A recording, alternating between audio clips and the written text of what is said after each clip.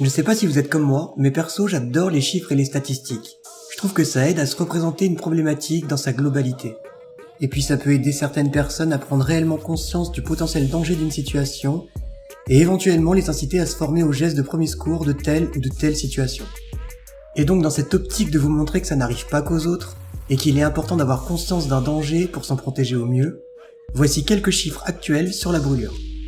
Rien qu'en France, c'est environ 8000 patients qui sont hospitalisés pour cause de brûlure chaque année, avec une répartition d'environ 5000 cas pour les hommes contre 3000 chez les femmes. Dans 9 cas sur 10, les brûlures sont accidentelles, ce qui nous donne à peu près 93,7% de brûlures accidentelles, 4,9% dues à des tentatives de suicide, et enfin 1,4% qui sont liées à des agressions.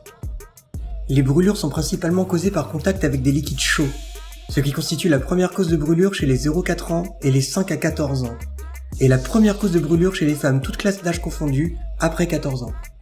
Histoire de se représenter un petit peu mieux les éventuels dangers du quotidien, les brûlures par liquide chaud se répartissent comme suit.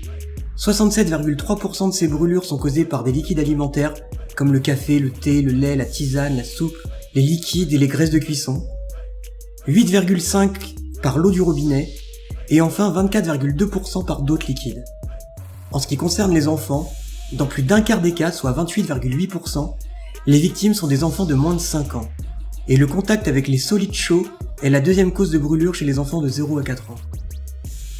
Enfin, en ce qui concerne les hommes, l'exposition au feu, aux flammes et aux fumées est la première cause de brûlure chez les hommes de 15 ans et plus.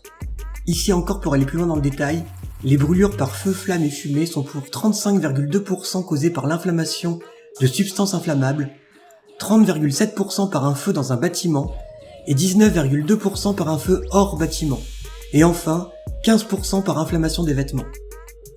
Malgré tous ces chiffres, on constate tout de même une tendance à la baisse au fil des années. Avec 13,8 brûlés pour 100 000 habitants en 2009, nous arrivons à un chiffre de 12,3 personnes brûlées pour 100 000 habitants en 2014. Cette évolution favorable est en partie due à diverses actions de prévention, comme la réduction de la température maximale d'eau chaude du robinet, ou encore l'obligation d'installation de détecteurs avertisseurs autonomes de fumée.